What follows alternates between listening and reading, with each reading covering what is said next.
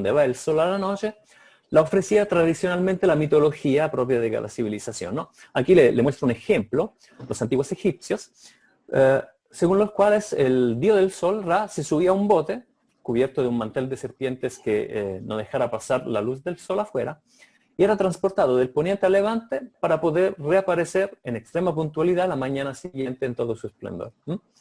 Ahora, en estos tiempos la mitología justamente se plantea como una llave de lectura del mundo, ofreciendo una primera respuesta a lo que son fundamentalmente las grandes preguntas de la humanidad. Un primer salto hacia una comprensión, podríamos decir, racional, empieza a darse en Grecia a partir del siglo VI a.C., por lo menos por lo que a las civilizaciones occidentales, en donde con las obras de los primeros filósofos de la naturaleza, empieza a entenderse que la Tierra es esférica. De hecho se llega con Arquímedes a demostrar que la Tierra es esférica, que las fases de la Luna dependen de la posición relativa entre la Tierra, la Luna y el Sol, y que este último es un objeto celeste, tiene que ser un objeto celeste mucho más grande y lejos de la Tierra que nuestro satélite natural. Entonces, por primera vez, empezamos a darnos cuenta que hay un orden en el universo, hay una racionalidad por la cual el cosmos llega a ser la entidad organizada en absoluto, ¿no? Sin embargo, hay una categoría de fenómenos que se escapan de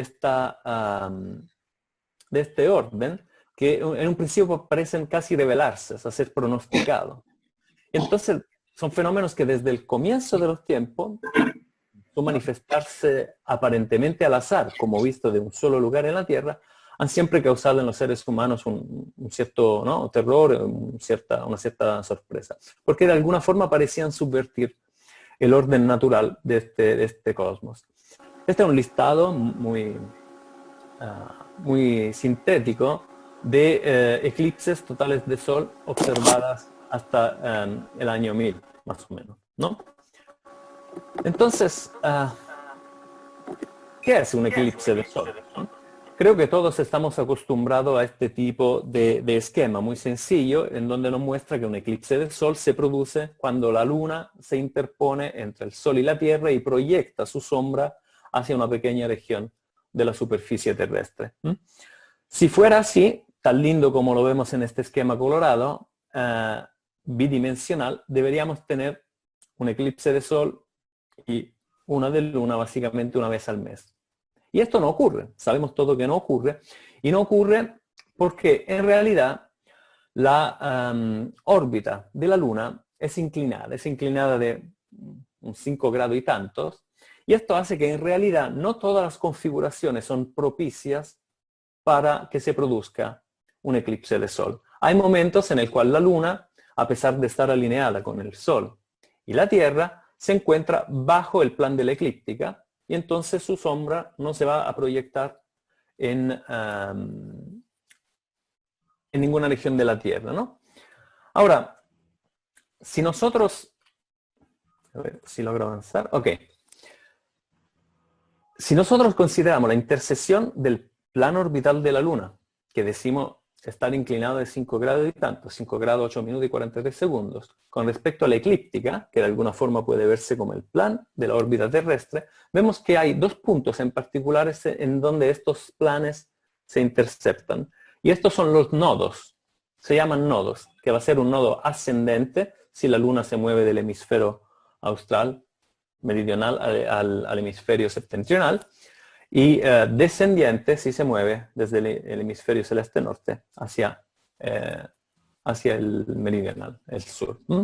Ahora, la línea que une estos puntos nodales se llama línea de los nodos, y por todas una serie de influencias gravitacionales ligadas al movimiento de la Luna alrededor del Sol, de la Luna alrededor de la Tierra y de la Tierra alrededor del Sol, esta línea se mueve de modo retrógrado en un tiempo que es de poco inferior a los 19 años.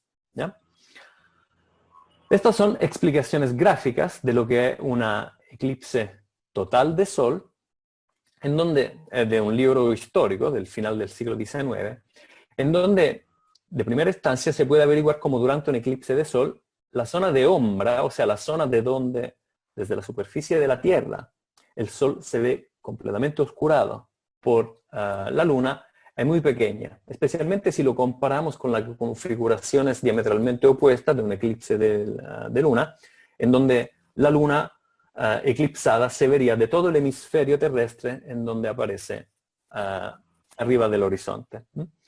Hay varias configuraciones, hay básicamente 4 formas de eclipses de Sol: la parcial, la anular, en donde, como en este caso, la Luna se encuentra en su órbita alrededor de la Tierra más alejada, y por ende su diámetro aparente en el cielo aparece más chico y no es suficiente para cubrir todo el disco del Sol, en donde entonces vamos a ver solo un anillo del Sol y no vamos a tener un eclipse total.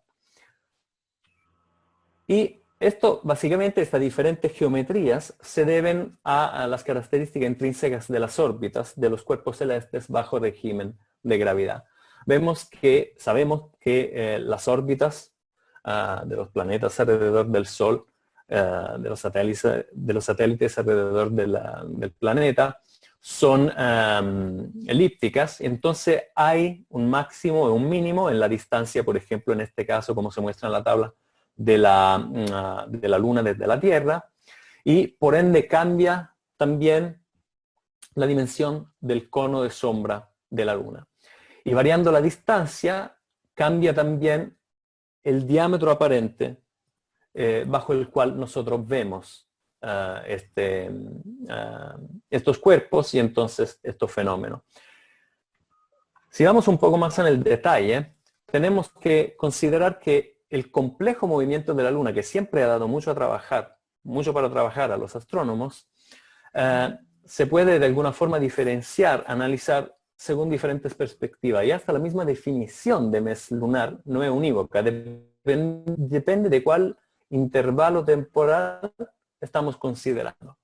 Por ejemplo, si consideramos el tiempo que intercorre, el tiempo que pasa entre dos mismas fases de la Luna, por ejemplo, luna nueva, desde luna nueva, tenemos el así dicho periodo sinódico, que son 29 días, 12 horas y 44 minutos y, bueno, todos los numeritos que ven ahí.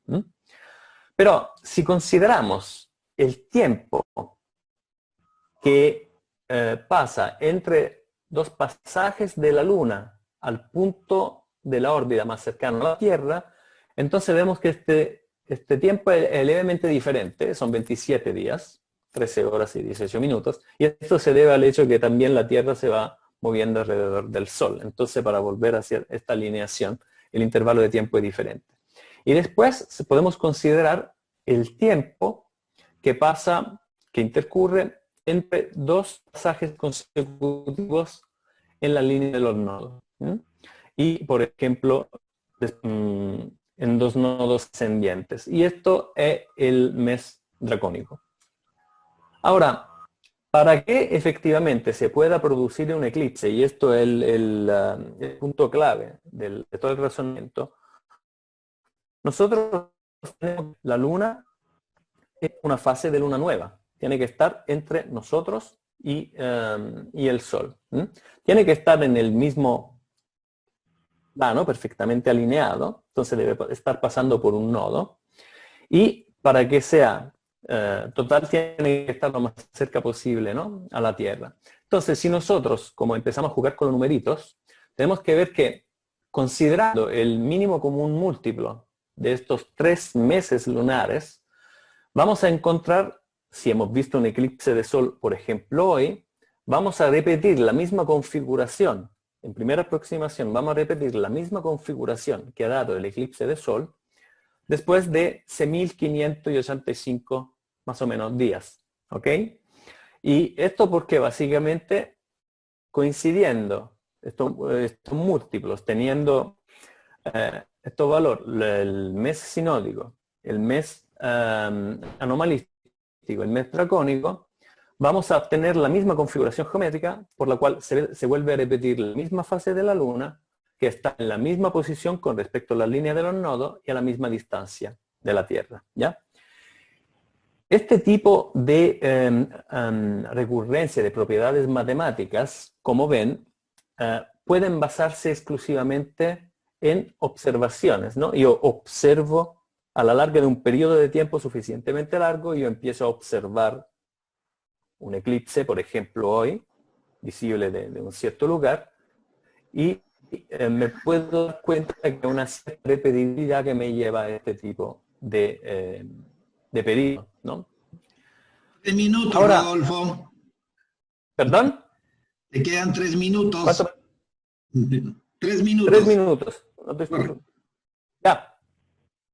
Entonces, en realidad, ya que estos números no son enteros exactamente, sino hay fracciones de día y hora por aquí y por allá, lo que pasa es que hay una pequeña diferencia por la cual, por ejemplo, si consideramos la repetibilidad de un eclipse de sol, vamos a ver que en realidad la zona de totalidad se va a desplazar a cada eclipse de un mismo ciclo de 120 grados. Y entonces no será visible desde un mismo lugar de la Tierra.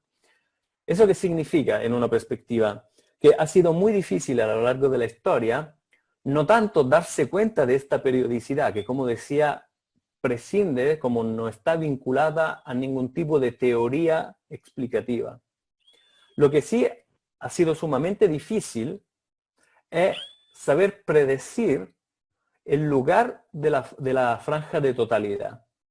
Lo que se puede hacer hasta unos pocos siglos era simplemente decir que en un cierto momento había una configuración favorable para que se produciera un eclipse. Pero decir que efectivamente el eclipse fuera o no visible de un cierto específico lugar, esto ha sido siempre la mayor complicación. Y esto aquí, me imagino, será un tema tratado en los próximos charlistas y quizá en el debate.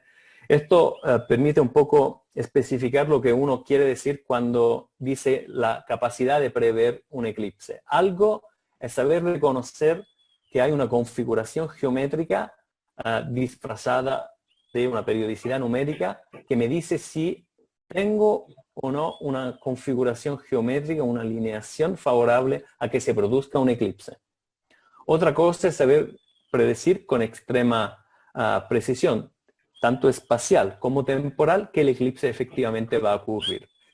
Y en el ámbito de la historia de la astronomía occidental, este primer logro fue posible gracias al astrónomo Edmund Halley, que manejaba bien, por así decirlo, toda la recién presentada gravitación universal, que en el 1715 fue capaz por primera vez de producir un mapa como lo que están viendo acá. O sea, un mapa donde se detalla tanto el camino como el tiempo en el cual se produce una franja de totalidad en la superficie terrestre. Y de aquí en adelante podríamos decir que el estudio de los eclipses solares se ha hecho de una forma más sistemática porque también el progreso tanto económico como social ha permitido la organización de expeditions, creo que no sé exactamente cómo se diga en español, y entonces el fenómeno eclipse, en vez de ser algo que uno por suerte ve una vez en la vida, ha empezado a poder ser estudiado de forma sistemática porque se organizaban por las potencias marítimas viajes específicos en varios lugares del mundo donde se sabía, gracias a estas nuevas capacidades computacionales, que se iba a producir un eclipse. Y creo que con esto me puedo terminar en honor al tiempo. Muchas gracias, Rodolfo. Excelente tu presentación. Podemos descompartir, correcto. Estará por ahí Margarita Canillo. Ahí la veo.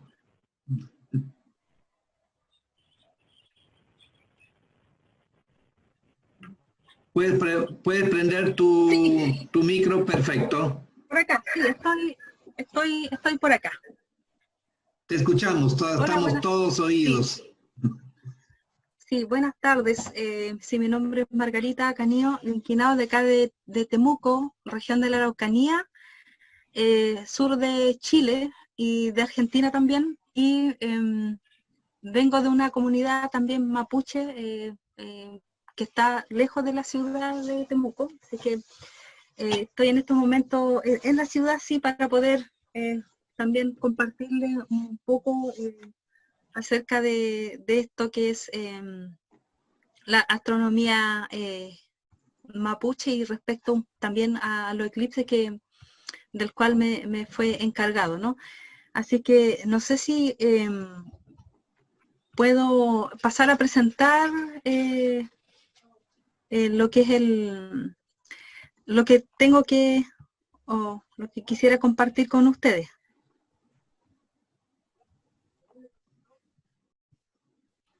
¿Sí? Sí, compártelo, no hay problema. Ya, vale. Estoy en eso, así que voy a ver.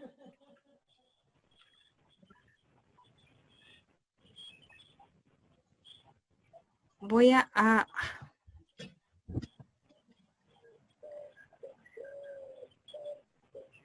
si me disculpan un momento, que igual yo no uso mucho lo que es el Zoom, así que estoy tratando de abrir la presentación. Ya, sí, está la presentación.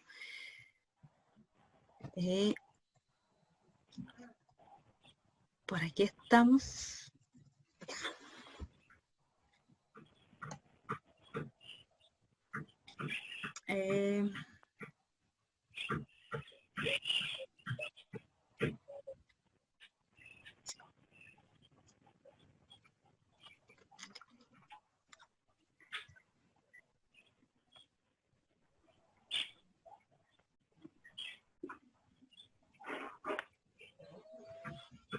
Aquí está, compartir. ¿Se logra visualizar? ¿Sí? Correcto, sí, se ve, perfecto. Ya, perfecto. Uh-huh. Tienes Ya, 20 minutos, Margarita, y te voy a sí. avisar 3 minutos antes de tu finalización, te interrumpiré brevemente. Perfecto, gracias. Ya, bueno, un poco hablar sobre astronomía mapuche en general, de manera muy general, pero con la perspectiva que se tiene del eclipse acá en el territorio Guaymapu. Guaymapu sería como la denominación antigua de aquí de nuestro territorio, ¿ya? Entonces, para contextualizar, y en el marco del trabajo que hicimos hace 10 años atrás aproximadamente, con ese libro que mencionó Barthelemy al principio, Guaymapu, los territorios que fueron considerados y que aún hasta ese minuto mantenían lo que es el saber, el conocimiento sobre astronomía mapuche, y también un poco postulando a que había una astronomía mapuche en ese momento muy desconocido y también desvalorizado. Se consideraron estos territorios, alrededor de 8 territorios, ya que abarca entre Chile y Argentina. Con la idea de un reconocimiento en la astronomía mapuche, acá lo que intentamos, o en este caso lo que a mi parecer en la actualidad intento, es que haya una visibilización de lo que es la astronomía mapuche y respecto al eclipse también. Entonces, durante mucho tiempo el conocimiento astronómico mapuche ha sido relegado a espacios muy menores, sin igualdad de condiciones, también con el conocimiento occidental siempre por delante, y desmereciendo también como un conocimiento que no es apta o no científica, ¿ya? Entonces, hasta el día de hoy existe sesgo ya cuando se aborda tema de astronomía mapuche. Entonces, al parecer este tema tenemos que socializarlo a espacios más formales, pero también, claro, más sociales, espacios de enseñanza en escuela, colegio, liceo, universidad, entre otros, y al público en general. Y creo que este espacio me parece bastante pertinente. Entonces, como no se ha considerado relevante este tema, que para nosotros es súper transversal, que atraviesa también a nuestro quehacer en la vida social, político, histórico, y nuestra vida cotidiana también, en este contexto, ¿ya? Entonces, ese es un poco lo que quisiera como un poco relevar acá en esta presentación, y como objetivo también es un poco visibilizar y posicionar en ámbitos cotidianos y sociales los conocimientos astronómicos y cosmológicos mapuche en el contexto de eclipses solares y lunares, ¿ya? Entonces daré una breve explicación ahí antes de pasar a lo que son los eclipses lunares y solares, respecto a qué es la astronomía mapuche en este caso, ¿ya? Por cómo se debe entender desde un principio, ¿ya? Y cuáles son los fundamentos que la gente tiene también para hablar de una astronomía mapuche y de los fenómenos que ocurren respecto a eclipses, ¿ya? Entonces, primero tenemos que, para poder entender la astronomía mapuche, tenemos que entender también algunos conceptos propios de la lengua y del idioma mapuche. Y para ello, preguntas como Inasuam, Inarumen, Inazan, ¿ya? Son conceptos que manejamos también un poco para relevar estos saberes que están en los distintos territorios, ¿ya? Y así también conocer cuáles son los saberes que están vinculados a actividades cotidianas sociales y espirituales en temas de astronomía mapuche. Entonces, surge la categoría de Bueno Mapu como mundo de arriba, tierra de arriba, que esta incluye una gran variedad de elementos que existen en el cielo, y no solamente los astros que podemos ver a simple vista, sino además los seres y espacios que forman parte del conocimiento cosmológico o ontológico también, ya que es todo. ¿A qué me refiero con todo? Entonces aquí hay una imagen, me refiero a que el Wenu Mapu incluye los conocimientos sobre la luna, que no tenemos que separarlo, sino verlo en su conjunto, la luna, el lucero del amanecer, que desde el punto de vista astronómico es el planeta Venus, las estrellas en su complejidad y el sol. Entonces todos estos astros, este grupo de astros, todos influyen en el quehacer de la vida mapuche, ¿ya? Y estos tienen un conocimiento, tienen un sustento de observación y también de relato de transmisión por miles de años, ¿ya? Entonces, en ese sentido, hay una constelación que nosotros debemos considerar, que es la que también marca un precedente importante. Voy a dar un solo ejemplo acá, en honor al tiempo, para entender de que la astronomía mapuche y de que el mundo mapuche se mueve a partir, o su calendario, su vida la ordena a partir de una constelación que se llama las Pléyades, ¿no? Que en el mundo mapuche se conoce como Ngaupoñe, las papas aglomeradas. ¿Por qué es importante esta constelación? Porque esta constelación es la que marca el cambio de ciclo y que ocurre justo en la época del 21 al 24 de junio, ¿ya? Que aquí se conoce como el solsticio de invierno, ¿no? Y que en el norte, en Europa, se conoce como el solsticio de verano.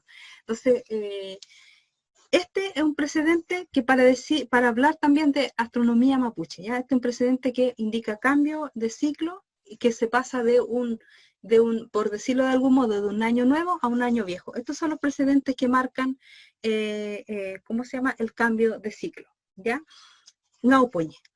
Entonces, pero todos estos elementos del cielo de Bueno Mapu que indican un fundamento del cómo se rige el mundo del pueblo mapuche, muchas veces es también interrumpida por algunos fenómenos naturales, ¿ya?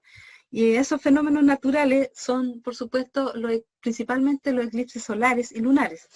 Pero antes de que ocurran esos fenómenos lunares y solares, hay ciertas predicciones, ¿ya?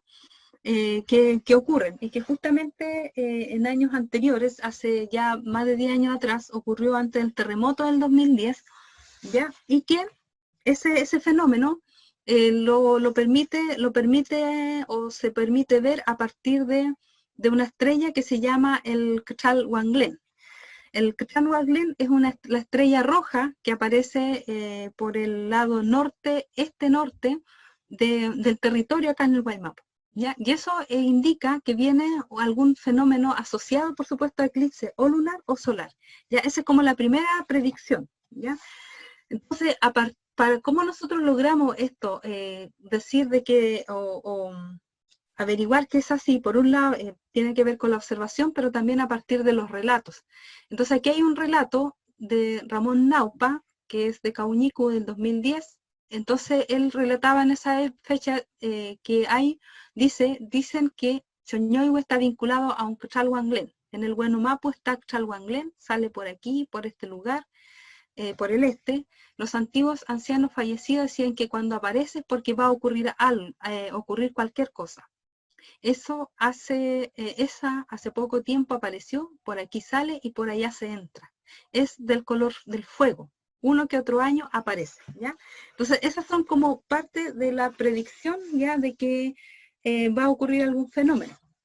Ya, entonces, y estos fenómenos es importante, por supuesto, entenderla en el marco de lo que es la observación que se hace a partir de la época en la que ocurren los cambios de ciclo, ¿ya? Como antecedente también reciente que han ido apareciendo respecto a la astronomía mapuche. Entonces, por eso es importante considerar a esta constelación que se deja ver justo para el día 24, mucho más cerca de la Tierra, ¿ya? Y que también se acompaña al fenómeno que ocurre con el Sol. Bueno, ahí tenemos el Gaupoñi, ¿ya? Como eso significa, ya, como papa aglomerada, y que ocurre justamente entre el 21, como dije, el 24, y principalmente el 24, y ahí se consolida en lo que es el cambio de ciclo. ¿Qué es representa esta imagen? Es cuando justamente ocurre el cambio de ciclo, cuando el Sol ya vuelve a retornar en su salida, ¿no? Por el este, en esa rotación con la Tierra y el Sol, y vuelve a acercarse por el sur, ¿ya? Entonces, este fenómeno justamente ocurre en esta fecha, ¿no? De que aquí tenemos, por ejemplo, el Sol cuando transita acá tenemos el 21, ¿ya? El Sol por el este está saliendo muy al norte, pero sin embargo, del 21, ya 22, 23, 24, el Sol vuelve ya para volver a salir más hacia el este, porque el Sol es un indicador también importante en el mundo mapuche. Entonces, en esta etapa hay un montón de observaciones que se hacen a partir del 24 de junio. A partir de ahí, entonces hay que observar todos los fenómenos que vayan a ocurrir. De hecho, ahora estamos como en etapa que debiéramos estar muy pendientes de la actividad que hay en Huenumapu, ¿ya? Entonces, pasando al centro del asunto del eclipse, para el eclipse solar en el mundo mapuche, tiene algunas denominaciones de acuerdo al territorio, de acuerdo también al contexto, ¿ya? Entonces, esta es la denominación que se le da al año nuevo mapuche, también, ¿ya? Como esta actividad, este fenómeno del cambio de ciclo. Y tenemos algunos elementos también cuando el Sol se mueve, ¿no? Cuando va a volver a su tierra. Entonces, todas estas observaciones se hacen. El movimiento del baile que representa el baile del Sol. Este movimiento que la gente lo puede ver a simple vista y que ustedes después darán algunas indicaciones cómo se llama ese fenómeno, porque es un fenómeno natural que ocurre justo el día 24. Entonces, este fenómeno se observa mucho también para esta fecha del 24 porque indica algo también posterior a lo que va a venir. Ya mientras más movimiento se genere en el cielo del Sol para el día 24, cuando viene saliendo, entonces indica algún fenómeno positivo o tal vez desfavorable. ¿Ya?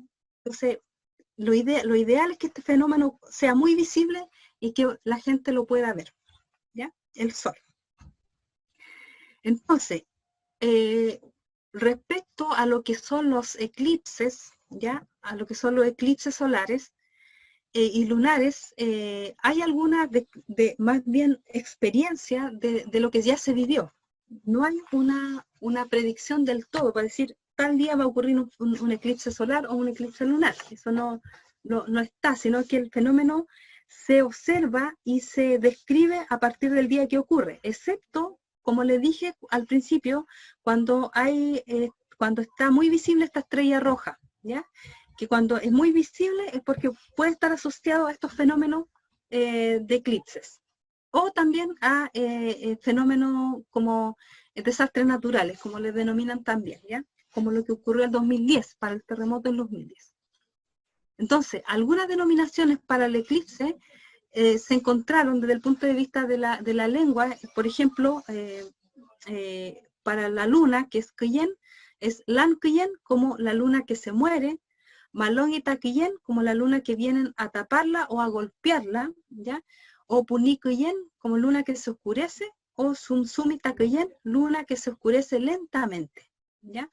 Entonces tiene esas denominaciones de acuerdo a la característica que va teniendo cuando se va oscureciendo.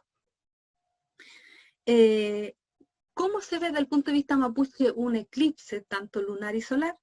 Por supuesto que son de aspecto más negativo. O sea, negativo en cuanto a que al parecer la experiencia habla de que siempre vienen acompañados de algún suceso, ¿ya?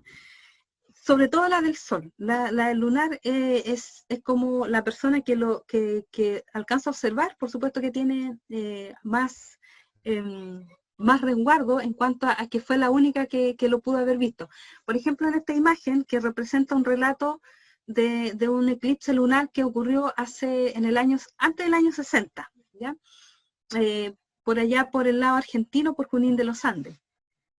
Entonces dice esta persona, ya respecto de la luna, dice, hubo Puniquillén, la luna también se oscureció, faltaba poco para que se oscureciera por completo y en ese momento salió mi abuelita fallecida e hizo rogativa en la noche, como a eso de las 4 de la madrugada, nos hizo levantar a todos y salir afuera, se arrodilló e hizo rogativa. Entonces, siempre los fenómenos también están ligados a reacciones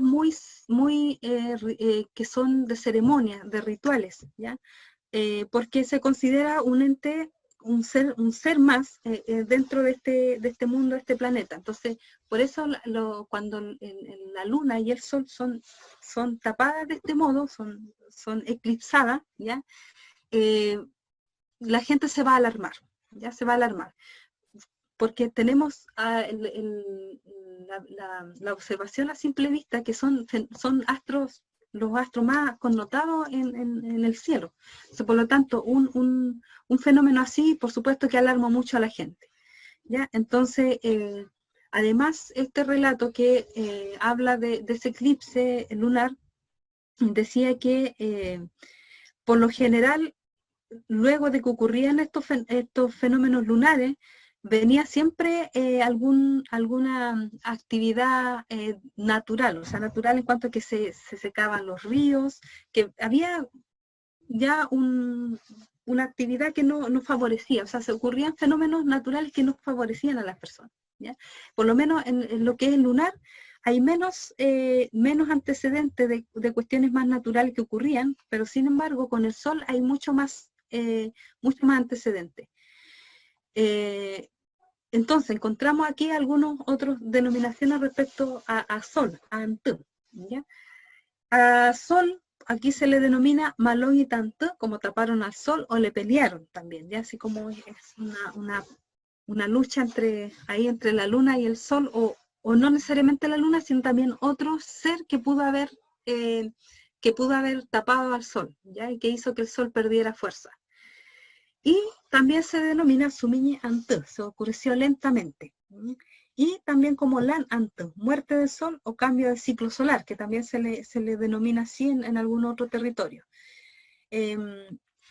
Estos eclipses solares también están asociados a las rogativas, o sea, también se hacen rogativas cuando ocurre este fenómeno. Por lo menos así dicen los relatos y las memorias orales, del cual se fundamenta también estos fenómenos, ¿no? Cuando se describen estos fenómenos. Entonces, la rogativa va siempre dirigida a que no ocurra ninguna desgracia a las personas y tampoco a la naturaleza. Y ahí, por supuesto, que se espera también qué es lo que va a ocurrir, porque por lo menos hay muchas personas cuando describen un eclipse, dice que era sorprendente ver eso y era para asustarse, ¿ya? Porque no sabían qué es lo que podía ocurrir y qué es lo que va a venir. Entonces, hay algunos relatos también en relación a eso. Por ejemplo, cuando vinieron los eclipses anteriores. Dice, cuando aparece para alumbrar a sus hijos e hijas, el Anturei, el sol, también su eclipse, tiene su eclipse, ¿no? Si le ganan, la tierra va a estar muy mal, la gente va a pasar una mala vivencia, va a pasar por susto, la tierra estará con escasez, la gente no encontrará cosas para vivir, no sabe qué camino tomar, le tapan su camino. Ese conocimiento tengo en mi memoria, dice Juana Beltrán, también ella, porque dice que también presenció un eclipse hace varios años atrás, y probablemente haya sido el de los años, antes del año 60, ¿no? Porque dice que después de eso se vino un terremoto, que también lo asoció a un terremoto este eclipse solar. Otro relato que dice, ahí se avisan, dice, unos con otros. Miren, ahí están todos calladitos, algunos están orando, haciendo un guillatún, chaunganechen, chemchilircuy, chemchunsingusimliay, nganewen montulmain, chimle cantu, tuntechi, chumaichi, afaichi, ¿ya? Entonces, ahí lo que está diciendo, ¿qué nos irá a ocurrir? ¿Qué nos va a pasar? ¿Qué va a ocurrir? ¿Por qué habrá sucedido esto, no? Entonces, dice, al día siguiente se juntan y hacen como una conversación, comentan qué se produjo el eclipse y hay lamentaciones nomás, ¿ya? Entonces, al parecer, los eclipses siempre tienen como esta cosa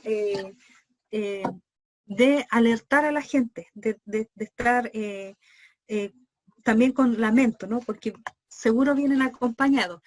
Y al parecer la experiencia lo dice porque por lo menos dentro de las descripciones que hubo respecto a los eclipses que hubo hace más de 60 años atrás, por ejemplo en el año 58, el eclipse solar parcial que hubo por acá también por esta zona, se me hace al norte, luego vino florecimiento del clanto del coligüe propio de acá, del nativo de acá. Plaga de ratones, ya también asociaron una plaga de ratones durante 2 a 3 años aproximadamente. En el año 60, el terremoto en el Guaymapo, que afectó aquí a gran parte del territorio, y también enfermedades asociadas a catástrofes naturales. Después de eso hablan de algunas pestes que hubo en esa fecha, ¿ya? Y la gente le dio distintos nombres, así, por ejemplo la tiña, le dio algunos nombres extraños, y también hubo muchos movimientos sociales en esa época, en el mundo mapuche me refiero, porque en esa época estaba el tema de las tierras, ¿ya? El tema se estaba reiniciando o retomando, o había una emergencia respecto a resolver cuestiones sociales, históricas en este contexto, aquí en esta parte del territorio. Entonces, siempre los eclipses en el mundo mapuche van a estar acompañados de estos fenómenos, ¿ya? Y sin ir más lejos, ya sí, en el año 58 ocurrió ese fenómeno el año pasado.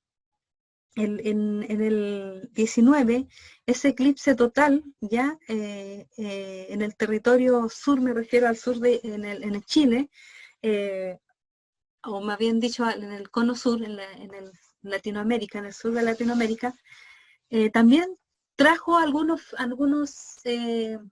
fenómenos, ¿ya? Y algunos fenómenos también están asociados al florecimiento del coligüe, ¿ya? En septiembre principalmente. Eso fue preocupación el año pasado, se comentó mucho.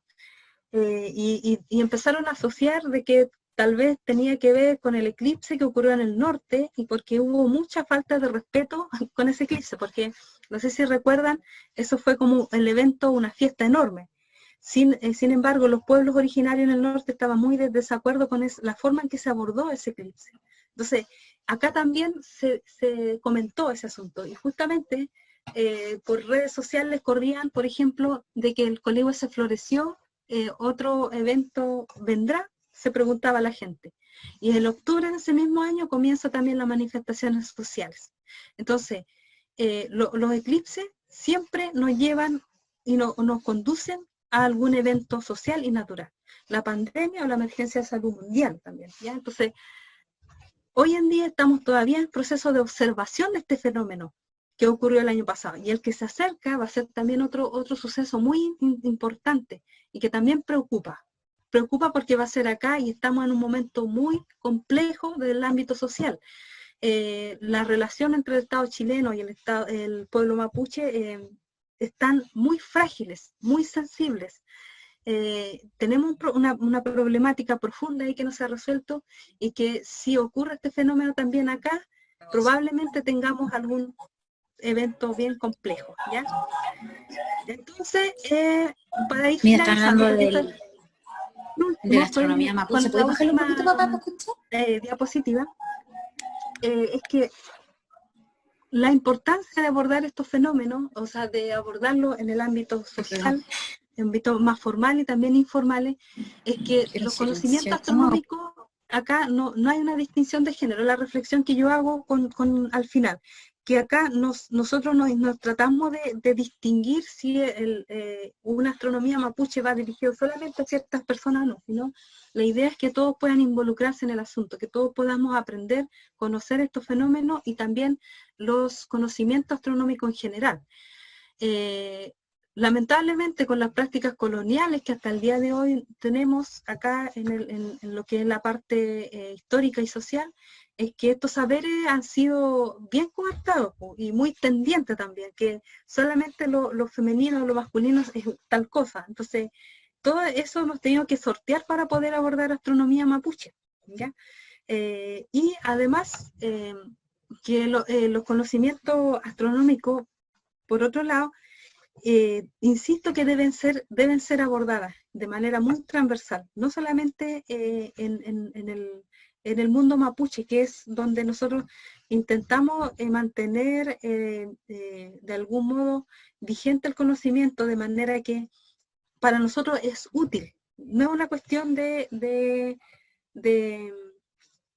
sacar como conclusiones respecto a si es no sé, es un número o es un aparato, es que son útiles en la vida cotidiana, en la práctica, ¿ya? Lo cual queremos que también desde la ciencia... ¿Sí? Minutos te ya quedan, estamos Margarita. ya, sí. Ya, perfecto. Entonces, la idea es que este conocimiento se pueda compartir en distintos espacios de interacción social, por supuesto. Que no haya distinción de clases, porque acá, a mí parece, la astronomía y la ciencia moderna ha separado mucho los conocimientos astronómicos en general de la sociedad en general. Es lo que nosotros queremos romper un poco con esta idea de socializar astronomía mapuche y de los pueblos originarios en general, ¿ya? Yo soy estoy convencida, soy una convencida de que los saberes astronómicos de los pueblos originarios nos pueden ayudar de algún modo a resolver algunos fenómenos naturales, tal vez no de la ciencia exacta, de la ciencia moderna, pero sí en lo práctico, ¿ya? A eso queremos aportar y apuntar. Y también a ser más conscientes que finalmente, desde el punto de vista mapuche y los otros pueblos, no somos los únicos que habitamos acá. Hay una relación muy compleja, ontológica, respecto a la astronomía o a los astros, y también los elementos que hay aquí en la Tierra. Está muy relacionado. Por eso un eclipse va a afectar muy directamente al mundo social. Eso, gracias. Muchas gracias, Margarita. Excelente presentación, te lo agradecemos. No me quepa la menor duda que va a haber muchas preguntas con respecto a esta ponencia. Voy invitando a Patricio Bustamante para que vaya presentando su ponencia. Hola. Margarita, tienes que sacar tu... Tienes que compartir, correcto. Ya. Bueno, me toca a mí la última parte, antes del conversatorio. Si bien nosotros hacemos investigación científica, en el tema de la astronomía, hay una componente, cuando se hace astronomía cultural, hay una componente que tiene que ver con lo humano. O sea, la astronomía no está separada del ser humano. Y les voy a mostrar un caso que nos parece súper curioso. No podemos avanzar más, no podemos decir más, que es muy curioso, pero también es muy fuerte para nosotros. que es el caso del Tincuy de Santiago. Voy a compartir pantalla.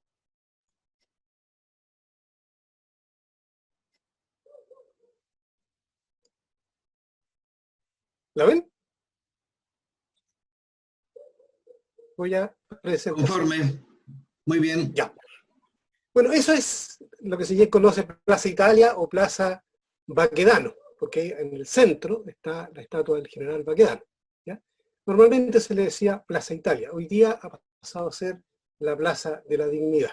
A la izquierda el río río Mapuche, y hacia la derecha, este hilo azul es un brazo que se desprendía del río Mapocho, que hoy día está secado, ya no hay agua por ahí, pero que formaba un tincuy, un punto en que las aguas se juntan o se separan. En este caso se separaban, que es un sitio ritual.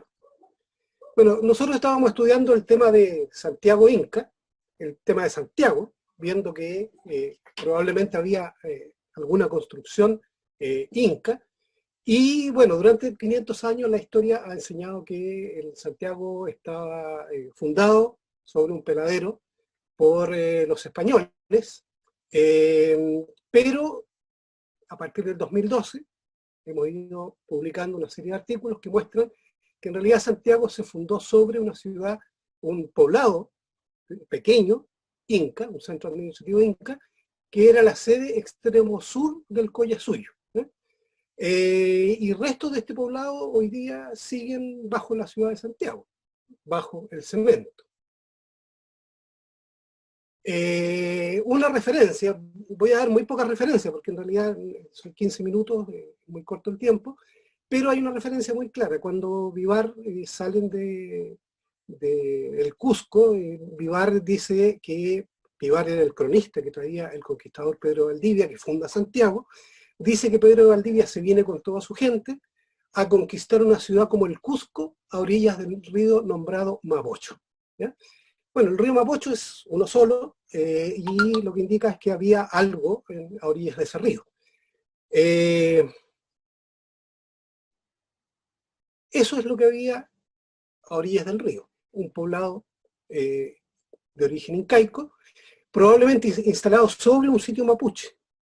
Probablemente también los mapuches permitieron que esto se instalara ahí, esto era un territorio mapuche, y los mapuches vivían hacia la izquierda, al otro lado del río, una gran cantidad de población, y esta es una reconstrucción ideal, no todo tenía muros, pero ponemos los muros para poder identificar las calles actuales.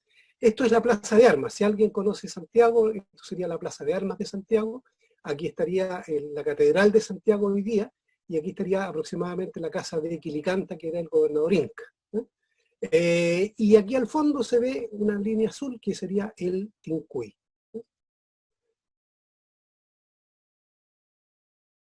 En idioma mapuche sería Usanco, según me decía Margarita Cañón, el otro día estuvimos conversando, preparando esta presentación. Bueno, si hubiéramos tenido un dron o un helicóptero y hubiéramos podido ver Santiago desde arriba, eso habría sido el aspecto aproximado del poblado que había en ese momento cuando llegan los españoles. Como les decía, los incas vivían, perdón, los mapuches, la mayor cantidad de gente vivía hacia este lado del río, hacia el norte, en lo que hoy día en algún momento se llamó la Chimba, al otro lado del río, y aquí vivían los incas. Este era el pequeño poblado. Estas dos calles son calles actuales, la calle Catedral y la calle, perdón, aquí puse Catedrales Bandera, estaba entre dos brazos del río, el río Mapocho y en la Cañada.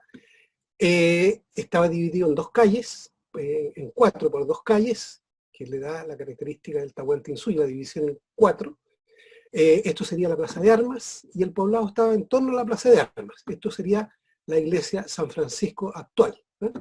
Y en este punto está el Tincuy, que nos llamó mucho la atención por el valor ritual que tiene el Tincuy. Y aquí estaría el Cerro Santa Lucía, que es un cerro ritual con, hemos encontrado, observación astronómica. Aquí les voy a presentar un mapa, hay varios mapas que hemos estado estudiando, donde yo resalté en azul este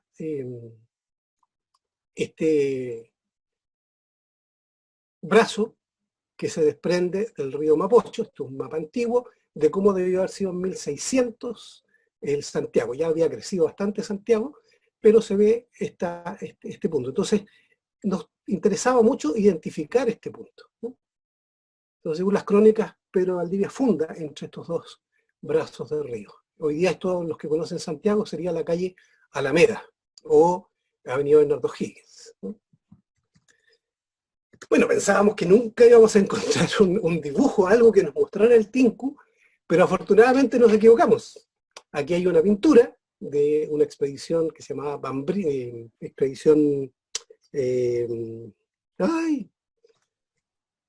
hay un pintor Bambrila, de la expedición Malaspina, es una expedición científica, y Bambrila, él hace un dibujo de todo este sector, de la calle Providencia, los tajamares de Providencia, el río Mapocho, y nos muestra el punto en que se separaban. Aquí están los tajamares, que eran muros que contenían el agua cuando habían inundaciones, y aquí está el punto en que se separan las aguas del río.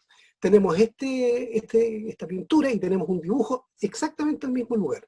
Entonces ya sabemos que estaba ese punto. Entonces, un esfuerzo importante fue estudiar, por ejemplo, qué se ve desde aquí, desde el punto de vista astronómico.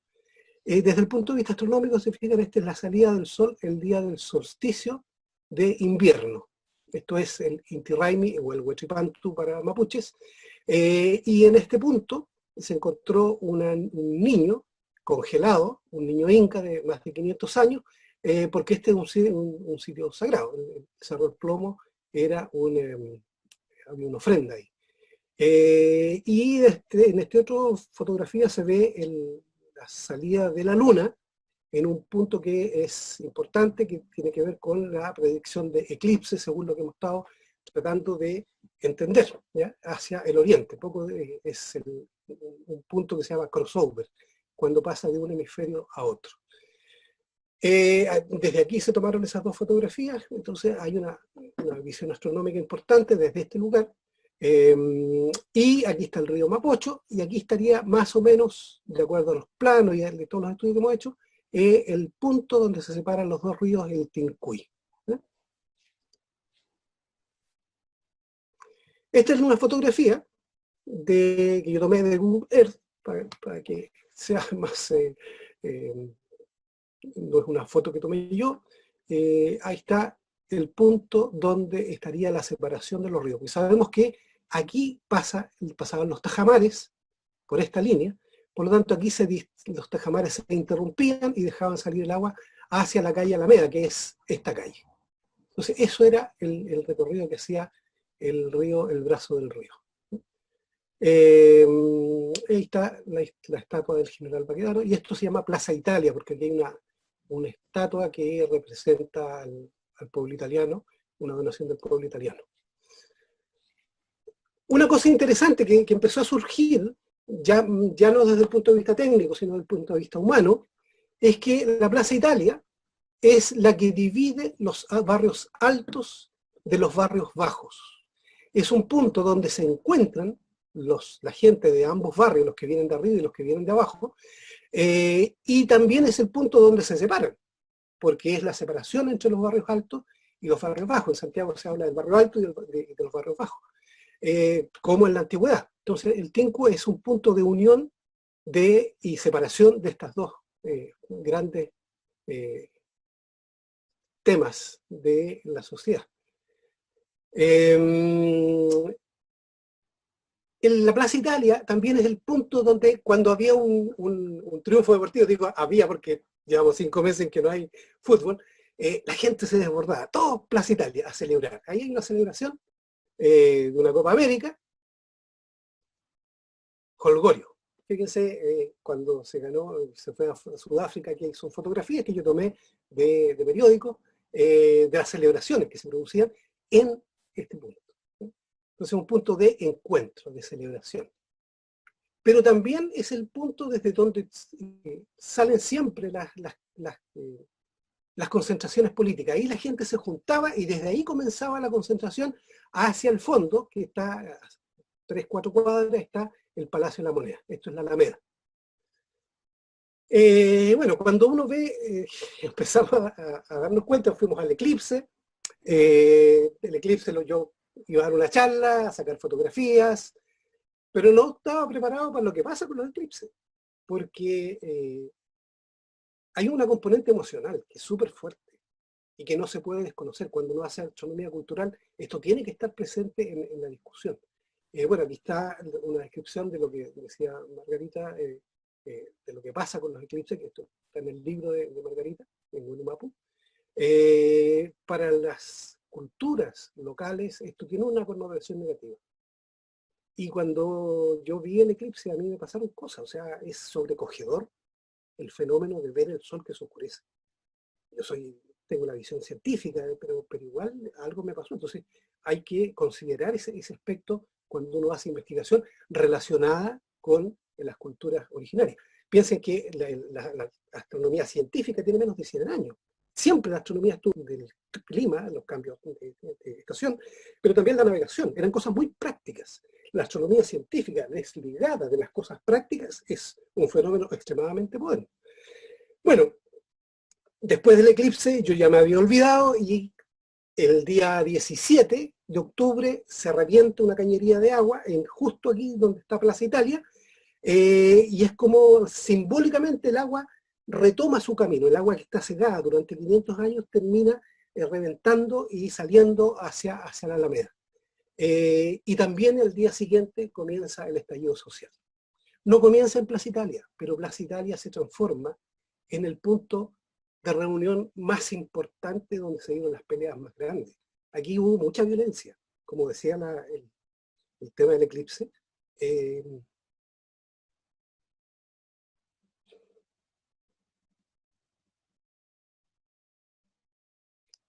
Perdón, casi 500 personas, o más de 500 personas perdieron un ojo. Hay 2 personas que perdieron 2 ojos.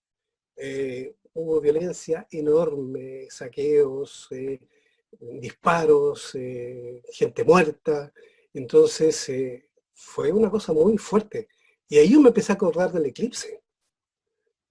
Y cuando vimos esta imagen, la bandera mapuche, al tope de la estatua del general Baquedano, es como la recuperación simbólica de un territorio.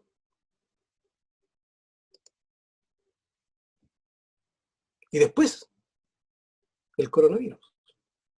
Se nos pilló muy fuerte. Chile ha sido muy golpeado, uno de los países más golpeados del planeta por el tema del coronavirus. La gente empezó a pasar hambre.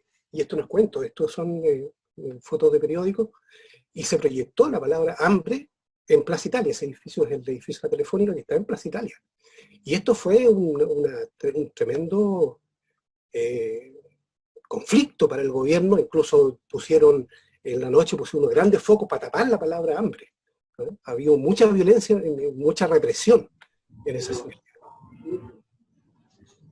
Bueno, ahí está una vista de la concentración. Si uno saca la estatua del general Baquedano, ese es un punto neurálgico de Santiago, es el punto cero de Santiago.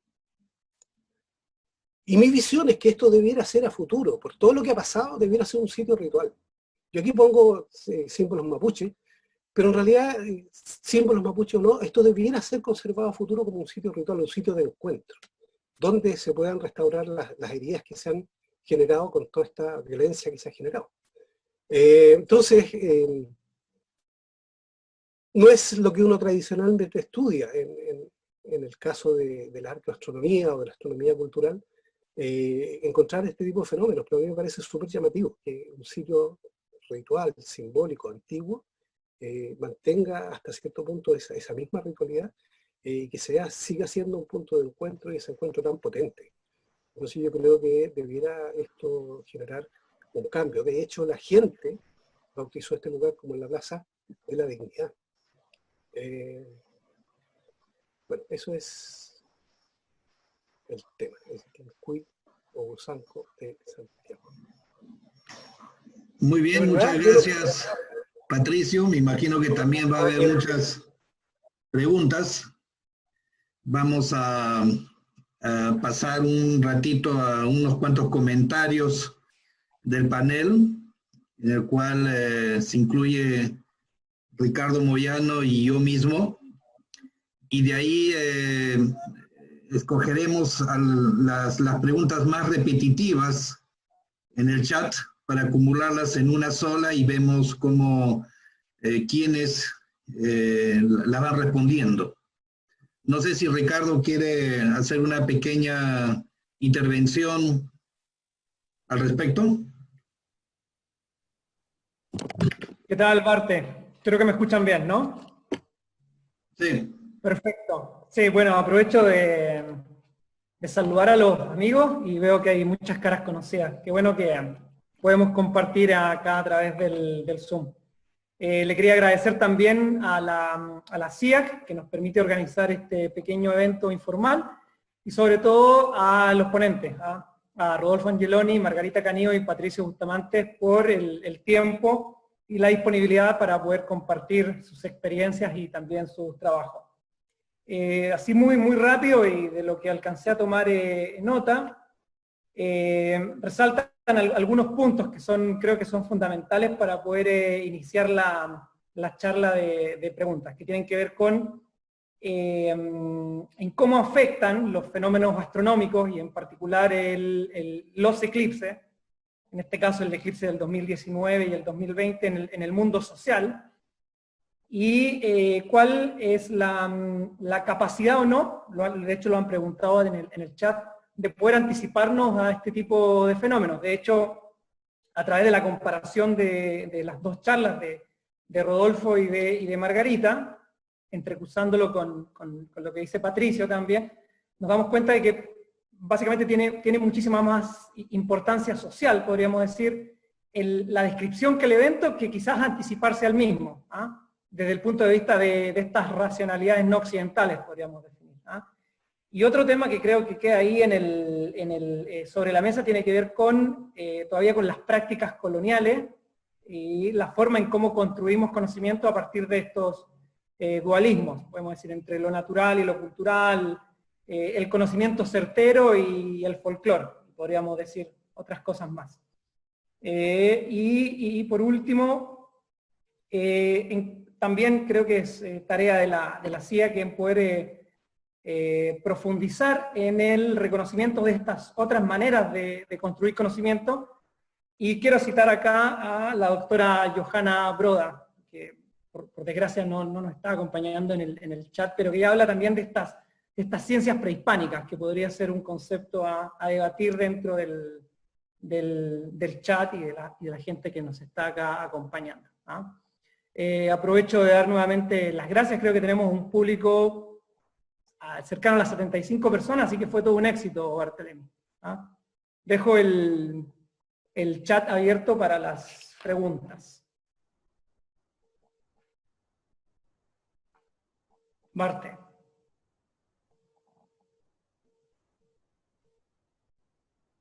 Tienes que activar tu micrófono, Bartolomé. Listo, se ha puesto un poco lento mi sistema justamente ahora. Pero quería compartir, antes de pasar a las preguntas en sí, algunas experiencias propias, ¿no? Yo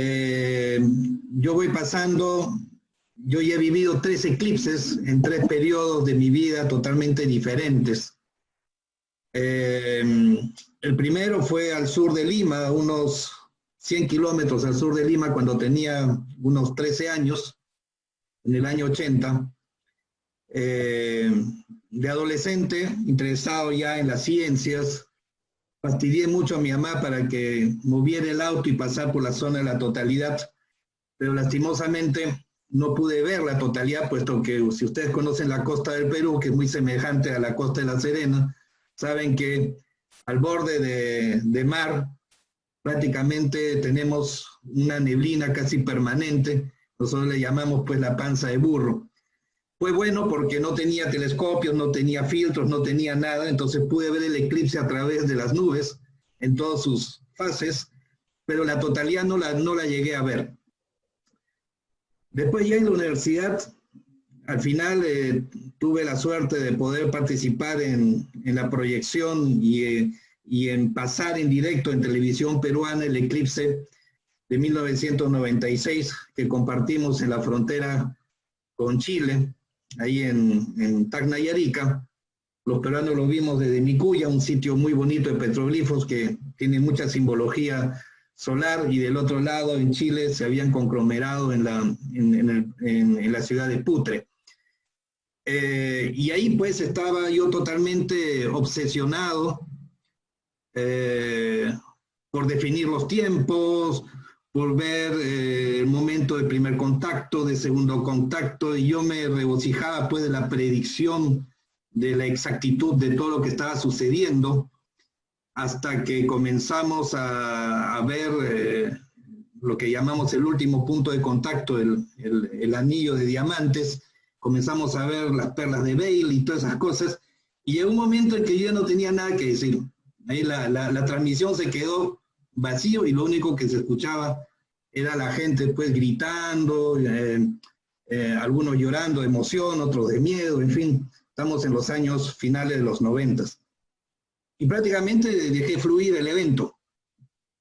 Pero toda mi racionalización del evento, etcétera, en vivo, se vino interrumpida completamente. Todo lo que había estudiado en física, en todo lo que tenía que decir, etcétera, me quedé callado.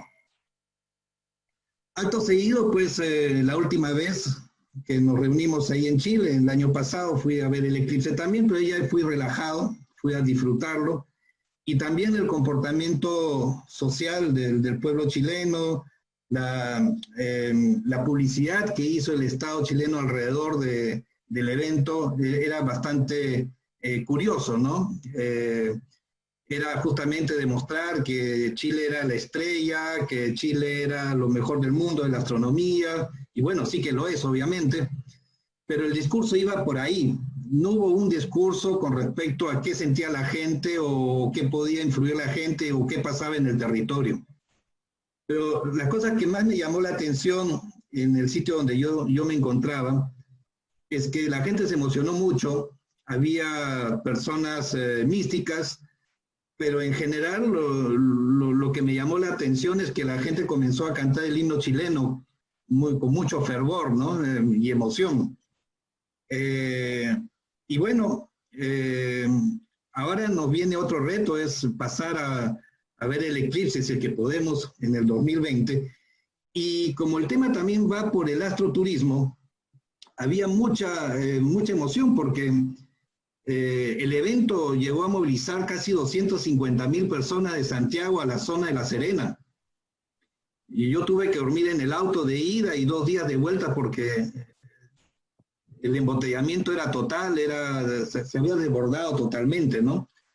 Entonces, se espera una movilidad igual o mayor probablemente en la zona de la Araucanía, pero el tema es que yo visto desde fuera con el tema de la pandemia y con el tema de los movimientos sociales y según la percepción del pueblo mapuche, no es un evento grato para ellos, ¿no? Entonces, ¿cómo se va a manejar eso? Es uno de los temas que creo que deberíamos discutir en esta reunión, porque va relacionado de la astronomía pues con el tema de lo social, de lo cultural, ¿no?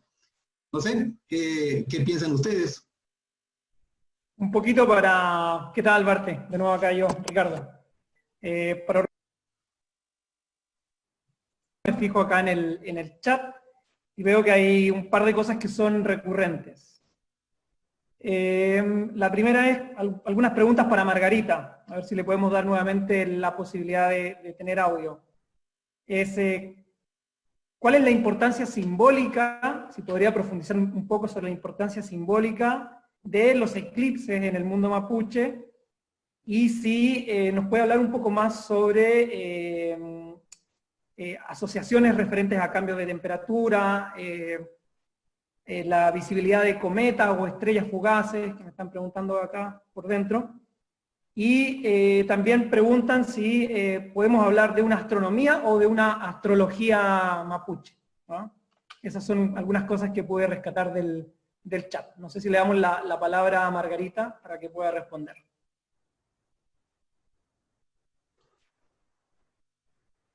Te escuchamos, Margarita. Claro, sí, justamente estaba tratando un poco de leer las preguntas, son muchas.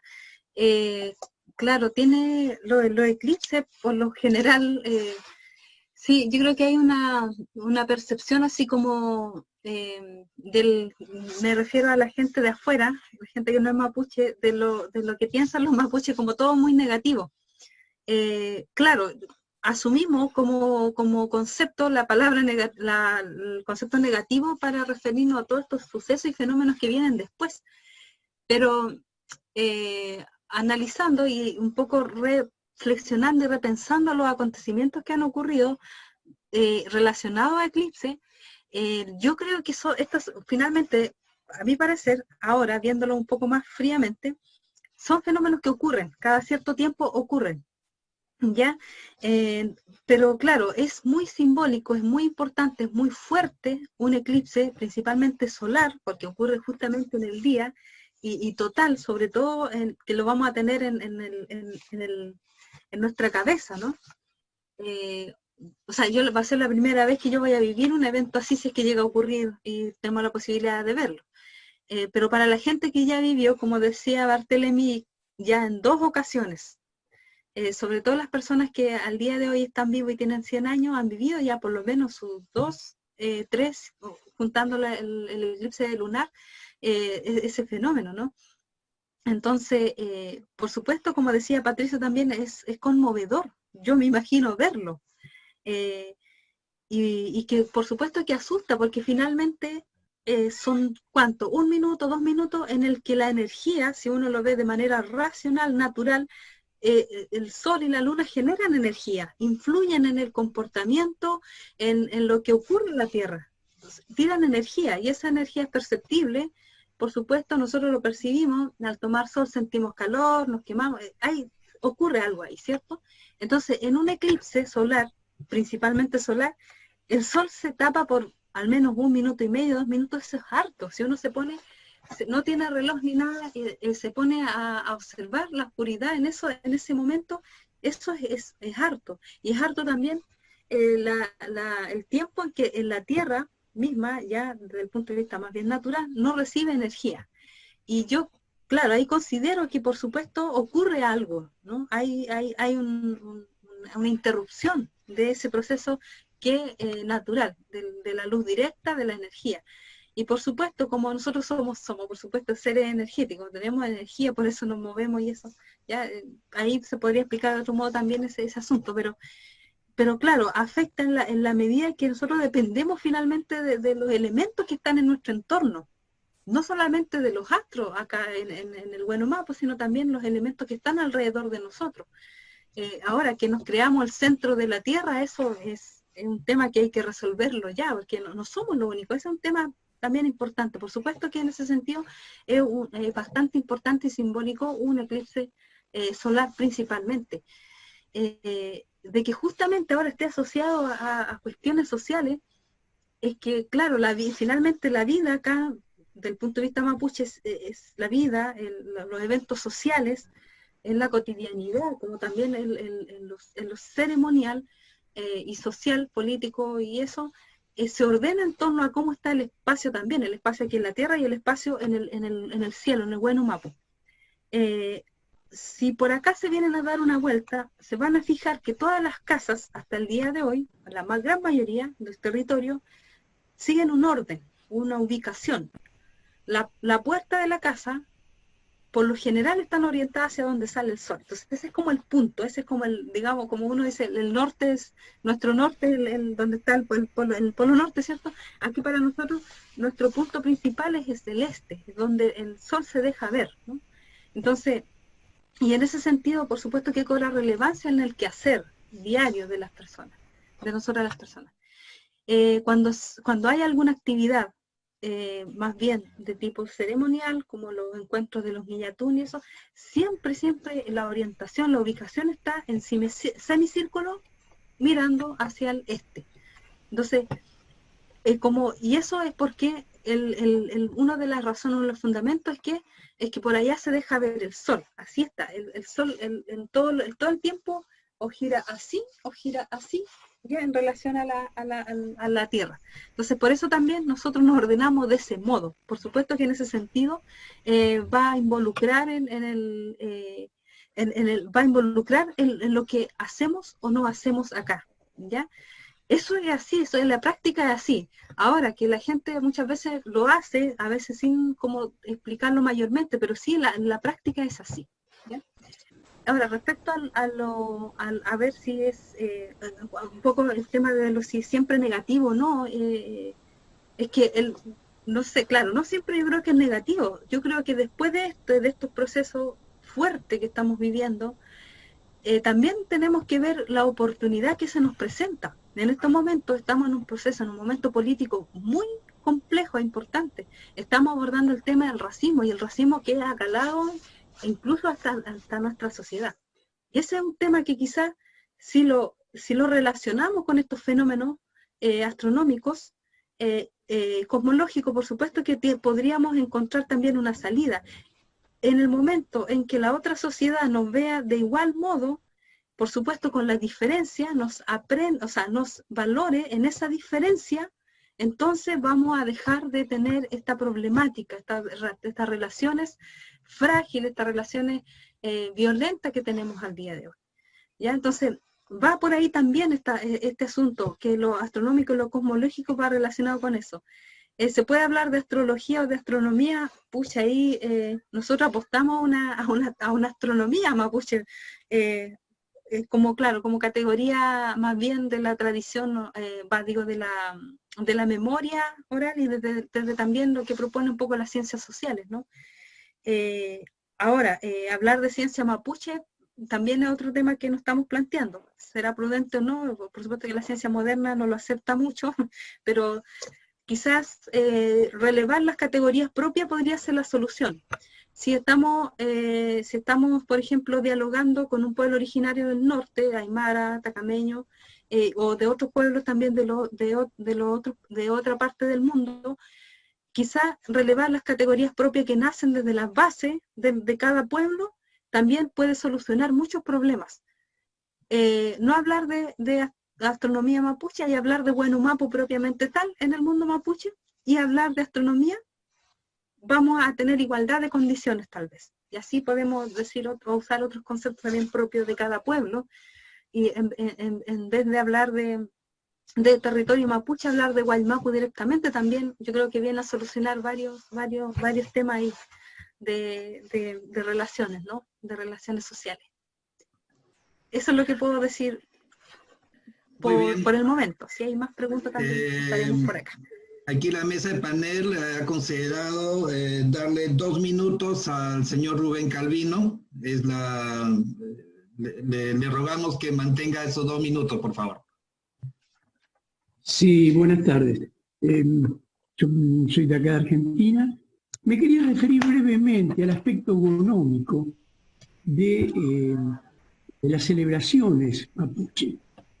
Fundamentalmente a las celebraciones del Guillatún, el Tripantu, y el elemento común que une todas estas celebraciones, que es el Chemamul y el Reue. Ambos, que son estrictamente desde lo astronómico, se lo puede considerar mones que arrojan sombra, y que precisamente esa sombra es considerada a los efectos de la orientación en el espacio y en el tiempo, no solamente de los mapuchos, sino de casi todas las culturas originarias. Y precisamente como se refería la disertante anterior respecto a que en la ruca mapuche, en la casa mapuche, al frente se colocaba el reue, por lo general el más conocido, de 7 escalones, con cierta inclinación hacia el sol, y era precisamente un gomón que probablemente es, si se quiere teórico, en las ceremonias originarias Guillatún pudo haber sido una celebración, digamos, estrictamente solsticial, equinoccial. Es decir, en los equinoccios, la celebración del Guillatún permitía, mirando hacia el este, mirando hacia la salida del sol, tomar todas estas referencias. Y de modo el Tripantú, el comienzo del año, es decir, de la llegada del nuevo retorno del sol, era una celebración solsticial del solsticio de invierno en nuestro hemisferio, que era cuando el sol estaba más lejos y comenzaba a retornar. Es decir, para terminar, me parece importante destacar al Rehue, al Chemamul, como dos nomones que ayudaron, contribuyeron al desarrollo de la astronomía mapuche, que equidistan de alguna manera a lo que más al sur los Selkman, mal llamados Onas del Sur, pudo haber sido el Pauil, que era un poste ceremonial puesto hacia el este en ocasiones de la celebración del Hind, que era la fiesta de iniciación, la celebración de la iniciación de los adolescentes. Simplemente a esto me quería referir y discúlpenme si al improvisar pudo haber sido un poco desordenado. Muchas gracias. Muy buenas gracias, don Calvino. Aquí hay una pregunta que es bastante recurrente, que es si en tiempos prehispánicos o precientíficos era posible predecir un eclipse. No sé quién la quiere responder entre las personas del panel o de los participantes.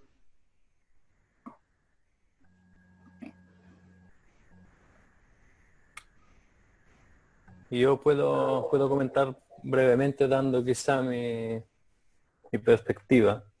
Creo que acá la palabra clave es justamente predecir y aclararnos a nosotros antes que todo qué queremos decir con predecir. Porque le digo, darse cuenta que hay una regularidad en los fenómenos celestes es algo. Y por eso yo no necesito una teoría, no necesito una cosmología, no necesito estar en una etapa que alguien llamaría científica. Se puede notar regularidad desconociendo que la Tierra es esférica, hasta desconociendo el lugar geográfico donde yo me encuentro sobre esta superficie esférica. Y esto igual permite reconocer si tengo una base de tiempo observacional suficientemente larga, hablamos de 50 años o más, puedo empezar a notar estas regularidades. Otra cosa es saber predecir el eclipse en el sentido de saber decir, como hemos hecho o como estamos haciendo por el eclipse del 14 de diciembre. Bueno, el 14 de diciembre a la hora tanto ocurrirá un eclipse cuya franja de totalidad será exactamente sobre esta región de la Tierra. Hay que considerar que la franja de totalidad, bueno, dependiendo de las distancias relativa del Sol y de la Luna, normalmente tienen un ancho que puede ser a lo máximo de 200 kilómetros. Estamos hablando de, comparado con la totalidad de la superficie terrestre, de verdad una franja muy sutil.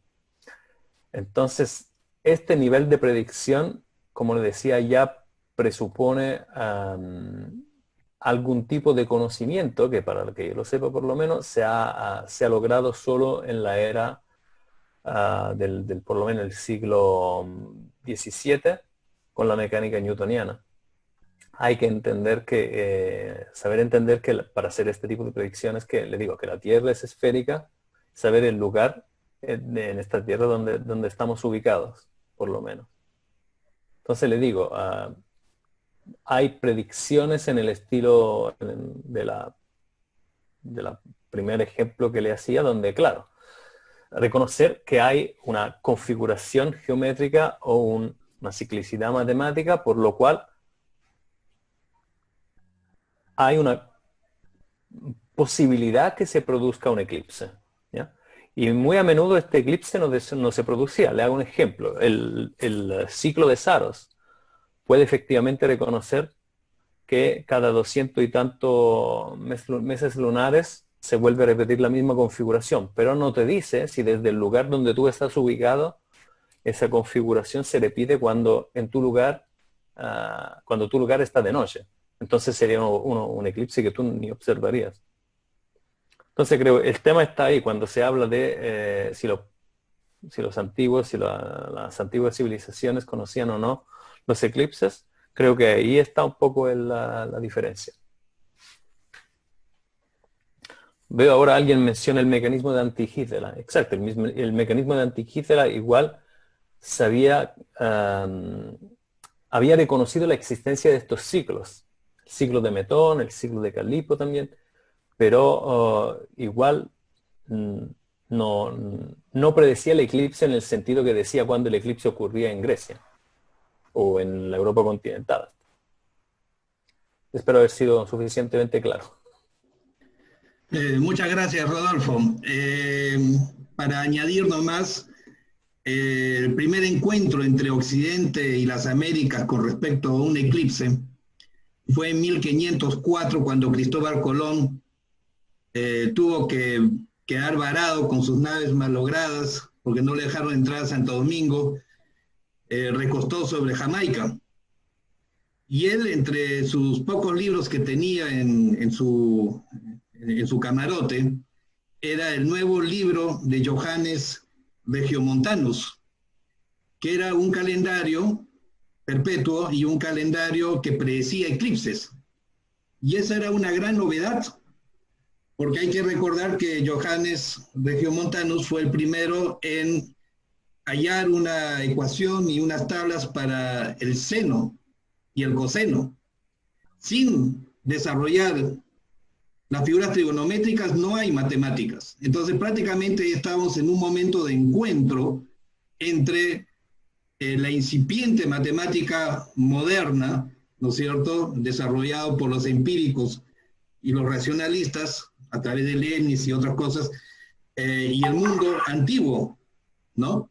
Entonces, ¿y por qué llevaba ese libro? ¿Por qué era tan importante tener el eclipse para Cristóbal Colón? Porque hay que recordar que en la época de esa navegación, en que cuando todavía no había sextantes, había astrolabios, había otras cosas, solamente a través de un eclipse podías tú determinar la longitud y saber si habías llegado a Oriente. Era un tema bastante interesante. Hay una pregunta bastante repetitiva para Patricio Bustamante, que piden si es que todavía hay vestigios incas en Santiago. Ya.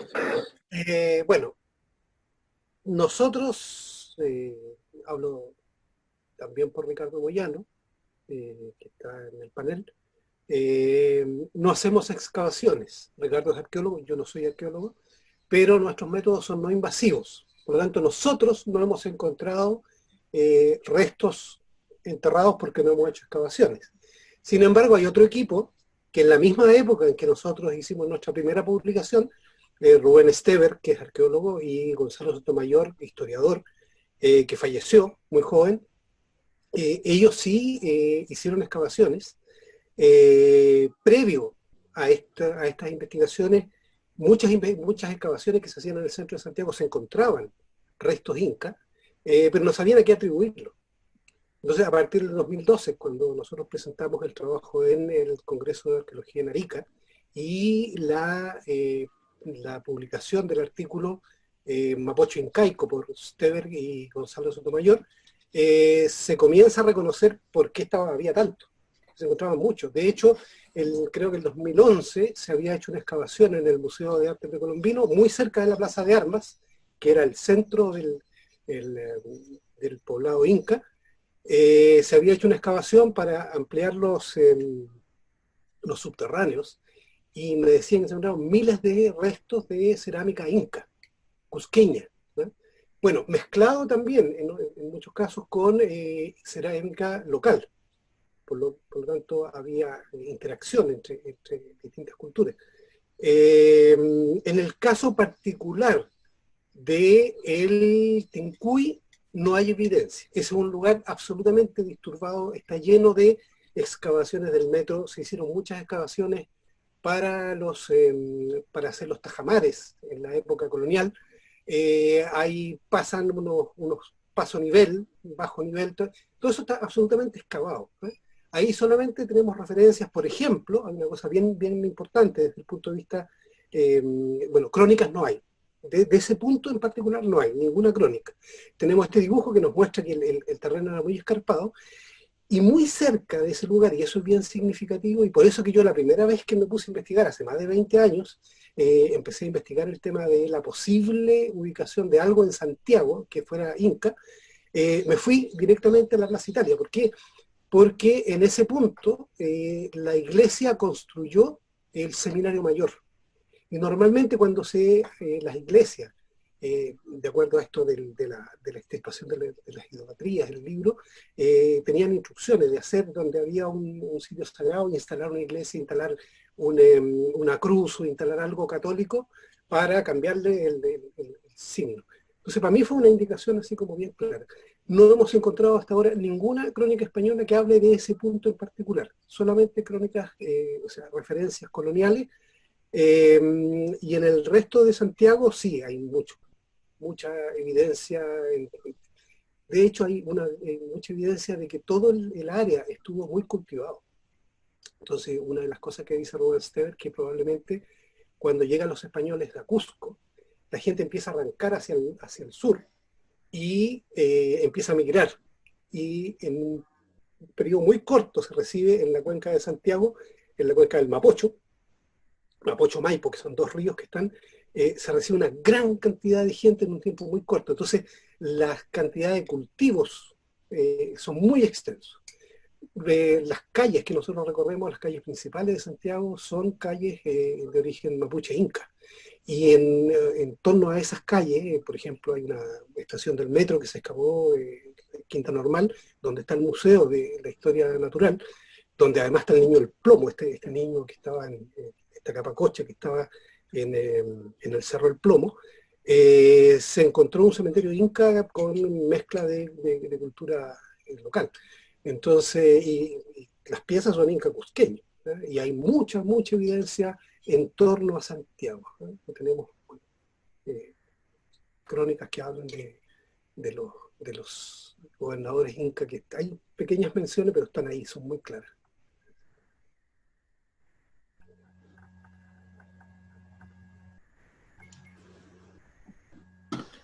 Gracias, Patricio. Ricardo, ¿quieres comentar ya algo final? Bueno, primero dar las gracias a todas y a todos por estar presentes, sobre todo a los panelistas, y también a la directiva de la sociedad por hacer oído a esta iniciativa, que creo que va bastante bien y nos va a tener activo durante las próximas semanas. Un poquito por ahí, que veía en los comentarios, alguien preguntó por desarrollo de figuras o constelaciones para Stellarium, y les comento que precisamente la mesa que organiza este evento, que es Barthelemy, Margarita Canillo y Patricio Bustamante, junto con quien habla, estamos en un proceso, ya podríamos decir un 2.0 sobre cosmovisión y elementos del mundo mapuche compatibles con Stellarium. Esperamos dentro del segundo semestre poder dejar liderado esto en la plataforma, y para que sea de acceso público también para los miembros de la sociedad.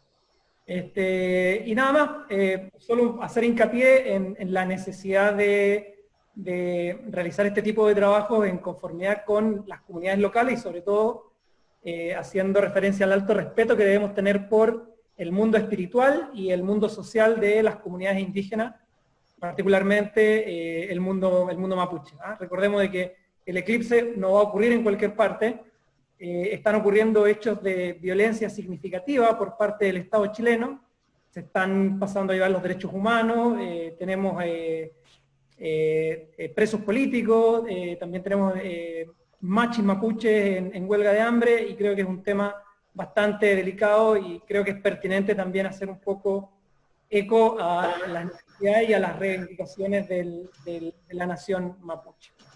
Les mando un abrazo y dejo las palabras para que pueda cerrar Bartolomé. Chau, chau.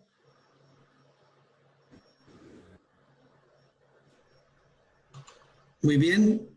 Voy a compartir un par de últimas filminas.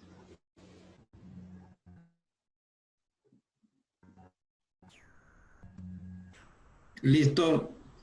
Entre discursos me había olvidado de terminar la anécdota de Cristóbal Colón. Bueno, al final el tema era que Cristóbal Colón sabía que iba a producir un eclipse.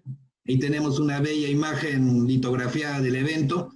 Ya estaba por morirse de hambre y en el conflicto bajó, habló con el cacique y le dijo que iba a oscurecer la luna. En todas las litografías salen que es un eclipse solar, pero en realidad era un eclipse lunar. Se retiró a su barco, esperó 1 hora y media, salió y lo conminó a decir que iba a regresar de la luna, y con eso pudo salvar la tripulación y continuar, digamos, la expedición. No quiero irme sin antes recomendar el libro de Margarita Canillo y Gabriel Pozo. Bueno, Mapu, lo tenemos ahí. Tengo entendido que va a salir en estos días una nueva edición. Pónganse en contacto con nosotros, quien quiera, digamos, conseguirlo. Son 160 páginas de mucha información y de muy bonitos gráficos. Se los recomiendo. Y finalmente, quiero yo leer este pequeño breve pasaje que dice: no hay nada en la mente que no haya pasado antes por los sentidos. Mientras que los racionalistas defienden un modelo matemático de conocimiento, para los empiristas hay una inconmensurabilidad entre el frío cálculo y la rica complejidad de la vida orgánica y psicológica. Tengo que agradecer entonces a la CIAC, al coordinador general de estos encuentros, que es Jesús Galindo, y los invito a participar la próxima semana en estos próximos encuentros. Muchas gracias.